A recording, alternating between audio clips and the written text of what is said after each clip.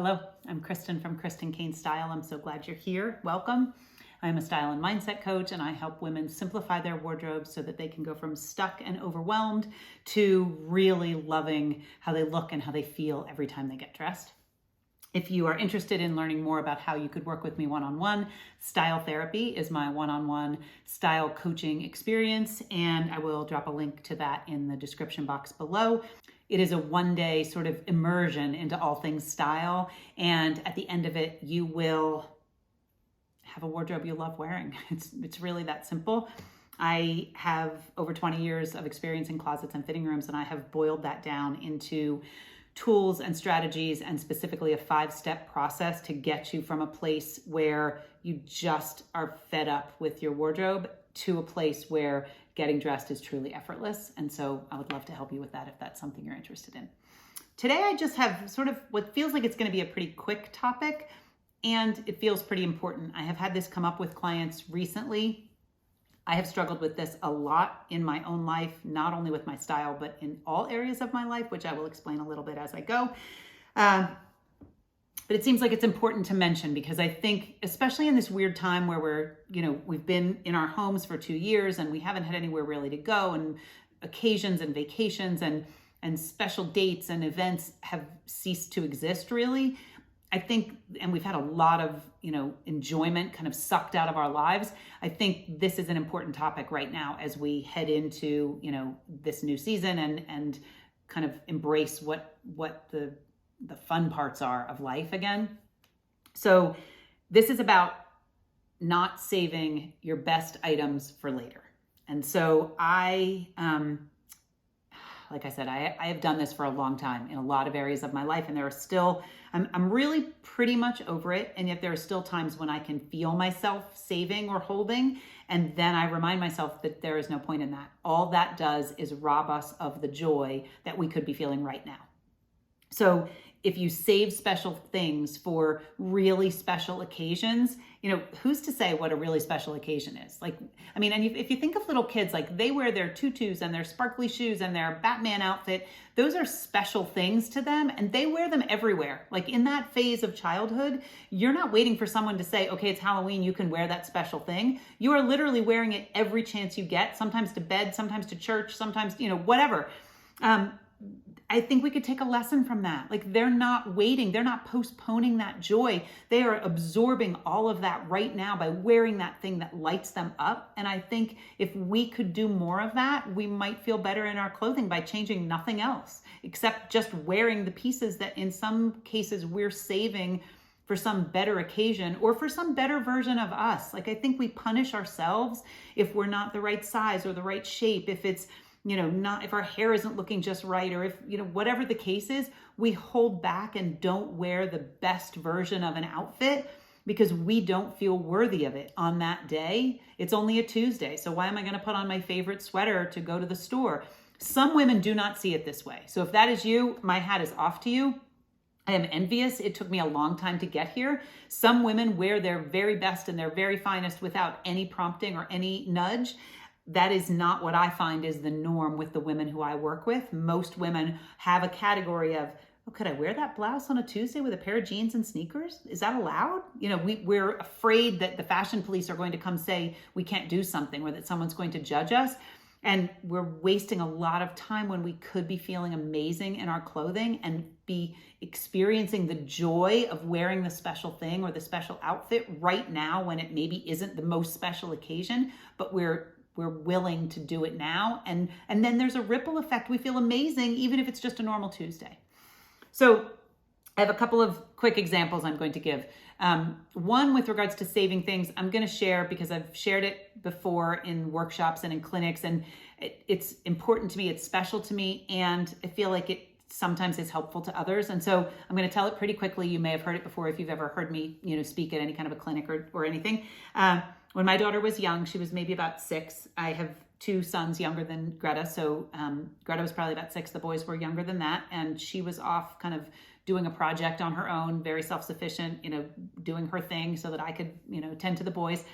And she came back with whatever it was. And she had used a piece of really beautiful burgundy colored sort of silk organza ribbon that I had gotten on some sort of a package, and I had rolled up very carefully and was saving for a special something, a special occasion, a special package I was going to wrap. It was sort of in the unannounced, don't touch, this is mom's special stuff area of the gift wrap in our basement. And Greta found this ribbon and she cut it and used it on something.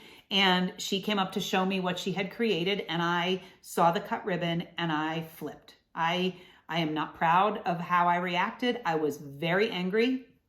I, at that point, lived with a very thick lack lens over my eyes at all times. So everything I looked at, I saw through a lens of lack. And I did not have a lot of abundance in my life. And I always felt concerned about the cost of things. And I hadn't paid for this ribbon. This ribbon was on a gift given to me. But for some reason, it wrecked me and I flipped. Greta disappeared to get away from me because I wasn't being very kind, and I had hurt her feelings in not being super excited about this thing she had created with the cut ribbon. And about an hour or two later, she came back with the ribbon and she had stitched it back together. She had taken some thread and she had stitched the ribbon back together. She's now 22. This was many, many years ago. I still have that piece of ribbon. I get emotional when I think about it because I was saving it for something that was not even determined. It could have literally gotten lost in the move or lost in a flood, or, that ribbon had nothing that it should have been used for other than Greta making whatever she was making on that day that she deemed special enough for that beautiful piece of silk ribbon. And yet I couldn't see that. And so her stitching it back together was an enormous lesson to me that we should be enjoying our things now, not saving them for later, not saving them for some higher purpose that we really don't even have an idea of. We just have this, vague situation in our mind that we're saving it for later for a better reason. What better reason is there than your 6-year-old wants to make you something? So I've shared maybe this story. You've also heard about a candle. Pretty much every candle I ever bought, I didn't burn. I would buy candles and I would save them. I might burn them for a little while and then save them. And I put a candle in a box and it was shipped cross country to our new home, and it was completely melted by the time that it got here. It was actually in a box in my husband's car and it came on a car carrier, and it was completely melted. And I had not enjoyed that candle really very much at all. And then it was ruined. And so it reminded me that what am I waiting for? Literally. And the thing with candles is if you don't let them pool all the way to the edge, I don't know if you know this, but this is anthropology tip. If you don't let the candle melt all the way across, all the way to the edge and become liquid, wax has a memory. And so if the candle only burns a little bit, it begins to tunnel because it hasn't gotten all the way to the edge. So the first time you light a candle, you should light it, and let it burn for enough hours that it gets liquid all the way across. Totally off topic, but that's an important piece of information that I learned in anthropology a long time ago when I worked there. Well, I worked there recently, but I learned it a long time ago. So burn your candles. Like, it's the same thing. So, and pants, I saved a lot of pants that I really loved, but I usually wore jeans, so I wasn't wearing the pants. And then the pandemic and menopause happened at the same time for me. And so I had to give away all these pants that are never going to fit me again. And that's okay. I'm not upset that they're not going to fit me as much as I'm upset that I didn't wear them and enjoy them when they did fit me. And I think if we can understand that life is a special occasion every single minute, like we are not granted tomorrow. You know what I mean? Like it sounds, like a cliche, but it is actually true. Why are we saving our favorite sweater for an occasion off in the future that might not even be happening? Like, we're not even saving it for a special date specifically. We're just saving it till we're more worthy or until the occasion is more worthy. But what if right now is the perfect time to be wearing your favorite pieces? Like, what are you waiting for? And why aren't you worthy enough right now? Why postpone that joy of wearing the things you like, of wearing the outfit that you really love, even though it's not a special day? And so I think the other thing that comes up is when I work with clients, oftentimes they're like, oh, I love that. Oh, I love that. And I've had this situation in my own closet. I had a red leather blazer you may have heard me talk about before that I thought was one of my favorite pieces. But when I actually wore it, I didn't love it on me. It wasn't comfortable. So are you creating a museum in your closet? Do you have things you love, but you don't actually love wearing them, or they don't support the life that you want to live or that you do live?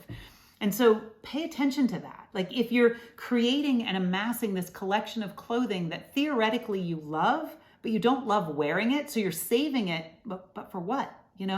For somebody to come look at, or for somebody to have to box up when you're gone. It just seems kind of silly. I feel like we should have a closet full of pieces that we truly love and love wearing right now, that we're not waiting for some perfect time in the future or some perfect version of us to be worthy of wearing that garment, and that we're not postponing the joy that would come from wearing it today. I guess the question is, what would your ideal future self wear today? The best version of you, if she were going to go pick your outfit, what would she wear? Like, let her pick the outfit today, and let her pick the outfit every day for the rest of the week, and see how you feel. See what changes. See how people react to you. See what kind of compliments you get. Not that you're going for other people's compliments, but if that's something that matters to you, if it would be nice for someone to say, wow, that looks amazing. See how that feels. We usually have amazing pieces hanging in our closet that we have decided are only for certain days or occasions, and we're postponing the joy of wearing those pieces right now. Like, if you are saving your clothing for later, why? Why are you saving it? I would do a little journaling on that. I'd pay a little attention to what pieces, when you go in to get dressed, do you flip past and get to and think, oh, I have to save that. That's just too nice for today. Why? Says who? I think it's just a curious thing, because I did it for a really long time. And now I wear my clothes because I like my clothes. One more thing I'll add in here, because as I mentioned about lack and, a lack lens and not an abundant mentality. If that's you, if it's a financial struggle, either a real financial struggle or a perceived financial struggle, and if you have a hard time spending a lot of money on something and then actually putting it on because there's some part of you that's afraid to wear it because you want it to last or you want to save it for the best, thrift. Thrifting has changed how I feel about my clothing, because I am usually spending only a small amount of my budget on a piece I truly love. And therefore it takes that fear out of, oh my gosh, what if I wear it and something happens to it? I still don't want anything to happen to it because I genuinely love it, even if I only spent $3 on it. But it makes it a little easier. It's like an entry. It makes it a little easier to wear things that I truly love, that are really amazing pieces, because the dollar investment isn't the same. And for some reason, if you're someone who struggles with lack and with feeling abundant, paying less for something sometimes makes it easier to wear it more often. And so maybe thrift, buy a couple of amazing pieces that you love that are a really great price, and see if that makes it easier for you to wear them more often and to experience the joy right now, so that you are not saving your best pieces for later. So I hope that helps. I would love to know if you have had this experience in your life and kind of how it feels, and what happened and what you've done about it. It just is sad. Like, come on, why shouldn't we be wearing the thing we love right this minute? I challenge you to go change your clothes if you aren't wearing something that you absolutely love, or tomorrow wake up and pick the thing that you've been saving for that special occasion that hasn't happened yet, and see how it feels. See how it changes, your day and your demeanor and the way you stand and hold yourself. Every Tuesday, I do an Instagram Live at noon Mountain Time. It's a style Q&A, ask me anything. If you have any questions to be addressed there, you can drop them in the comments below, or you can pop over to Instagram at Kristen Kane Style and DM me, or I post a question box the Monday before. You can put your question in the box, and then I will answer it on Tuesday. I record, they get recorded, and they are saved to my Instagram. So you can go back and look at past questions and watch the videos that go with those past questions. I've been doing this now every week since November of 2021. So there are lots of old episodes, so to speak, to check out, and lots of questions, great questions that I have answered. That is everything for today. If you have questions about style therapy, the link is below. And if you're ready to work with me one-on-one, just reach out. I would love that. I like nothing more than helping women recognize that looking and feeling amazing is really important to your wellness and your well-being. And it's my jam. So thank you for being here. I will see you next Friday. I hope you have a wonderful week.